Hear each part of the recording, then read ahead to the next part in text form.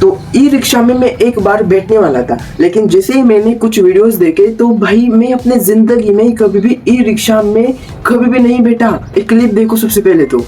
इस 3 पहिया वाले रिक्शा को ये लोग जहाज बना के रखते हैं। जहां मन किया वहां पे रिक्शा मुड़ा दी।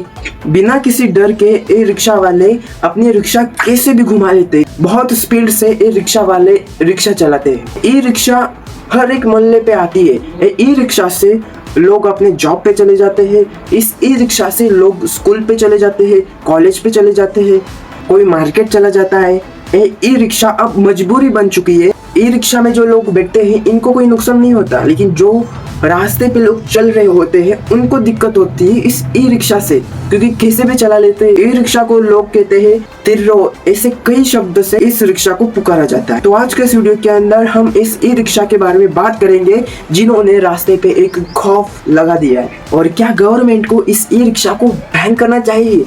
आइए सबके ऊपर करते हैं बात। सबसे पहले बात करते हैं नंबर्स की, क्योंकि हर जगह पे हम यही रिक्शा देख रहे हैं। इंडिया में 50 लाख से भी ज्यादा ई रिक्शा अभी रोड पे चल रहे हैं। 15 लाख रिक्शा में से सिर्फ 1.5 लाख रिक्शा वालों के पास नंबर प्लेट है। बाकी 14 लाख रिक्शाओं वालों के पास अभी भी नंबर प्लेट नहीं है। जैसे दिल्ली में देख लो, दिल्ली में 2 लाख रिक्शा वालों के पास नंबर प्लेट है और बाकी के रिक्शा वालों के पास नंबर प्लेट ही नहीं है। ई रिक्शा की प्राइस भी कुछ बड़ी नहीं, 50 से 1 लाख रुपीस के बीच में ई रिक्शा मिलती है मार्केट में। तो बेसिकली जितने में आईफोन आ रहा है उतने में ही ई रिक्शा आ रही है। और इस ई रिक्शा की एक खासियत है, आप इस ई रिक्शा को कहीं पे भी घुसा दो, कैसे भी आप इस रिक्शा से किसी भी कार को ओवरटेक कर सकते हो। और यही आज के समय में बहुत बड़ी दिक्कत है। और अगर जिस रोड पे पुलिस वाला नहीं तो भाई ये ई रिक्शा वाले तो भाई कहीं पे भी ये रिक्शा घुसट लेते हैं। और जो ई रिक्शा चलाता है उसको सिर्फ 10 दिन की ट्रेनिंग दे दो और ट्रेन होके ई रिक्शा चला देगा। और कैसे भी ई रिक्शा चलाने वालों को सिर्फ और सिर्फ 10 दिनों का ही ट्रेनिंग चाहिए, और उसके बाद उसको सर्टिफिकेट भी दिया जाता है। सर्टिफिकेट तो ये लोग देते हैं, लेकिन असल में ये लोग ट्रेनिंग भी नहीं करते। 17 तारीख को सुबह 7:40 पे दिल्ली पे एक नानी अपनी पोती को स्कूल छोड़ने के लिए निकली थी। ई रिक्शा से एक दादी और पोती जा रहे होते हैं और तभी एक कार ने ई रिक्शा को धड़क मारी और ई रिक्शा पलटी हो गई। नानी जी रोड पे गिरी और जो पोती थी वो हॉस्पिटल गई। वहाँ हॉस्पिटल में उस पोती की डेथ हो गई। और इंडिया में ये सिर्फ एक ही चीज नहीं हुई, ऐसी लाखों चीजें हुई। अब इस आकाश सिंह को देख लो। आकाश सिंह रोड पे 2 व्हीलर से जा रहा होता है और अचानक से ई रिक्शा वाला ने अपने रिक्शा को यू टर्न ले रहा होता है, लेकिन उस समय पे आकाश अपने बाइक के साथ ई रिक्शा के ऊपर धड़क जाता है और हॉस्पिटल जाने से पहले ही अनफॉर्चुनेटली आकाश की डेथ हो जाती है और ड्राइवर एज यूजुअल भाग गया। दिल्ली में दो छोटे से बच्चे खेल रहे होते हैं और उस समय पे ई रिक्शा वाला उन दोनों बच्चों को धड़क देता है और उसी समय पे इन दोनों बच्चों की मौत हो जाती है। और इस ड्राइवर ने शराब पी थी। ई रिक्शा वालों का कोई पैटर्न ही नहीं होता। जहाँ पे रोड खाली मिला वहाँ पे ई रिक्शा वाले अपनी रिक्शा घुसा देते हैं। ये सिंपल सा इन लोगों का पैटर्न है। ई रिक्शा वाले जहाँ पे पैसेंजर मिले वहाँ पे ही जाते हैं और वहाँ से फिर निकलते भी नहीं, वहाँ पे रहते हैं और जिद से कहते हैं कि आ जाओ मैं इस रिक्शा में बैठो, आ जाओ कम प्राइस में है। और जो भी एयरपोर्ट से आता है तो जैसे ही कोई बंदा रोड पे पैर रखता है तो ई रिक्शा सामने ही मिलती है। और पैसे के लिए ई रिक्शा वाले 10-11 आदमियों को एक ही रिक्शा में घुसेड़ लेते पैसे के लिए। ऑफिशियल स्टेटमेंट देखे तो ई रिक्शा में ज्यादा से ज्यादा 4 लोग बैठने चाहिए और ई रिक्शा में कम से कम वजन 40 किलो होना चाहिए।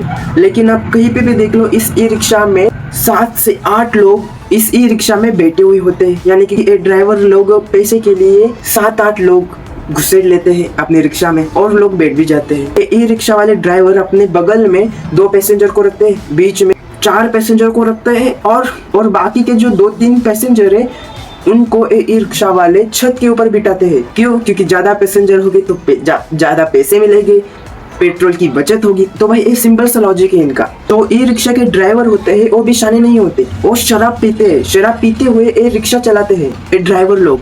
दिल्ली में एक रिपोर्ट के अनुसार 2 लाख ड्राइवर को चालान लगा है। किस चीज से? शराब पीने की चीज से। ड्रग्स के केस में 1200 ड्राइवर पकड़े गए। रिपोर्ट देख लो भाई। 2024 के साल में 20 लोगों की मौत हुई है। क्यों? क्योंकि इन रिक्शा वालों ने उन 20 लोगों को उड़ा दिया है और साल में ये नंबर बढ़ता जा रहा है। जी भाई, कब सुधरेंगे ये ई रिक्शा वाले?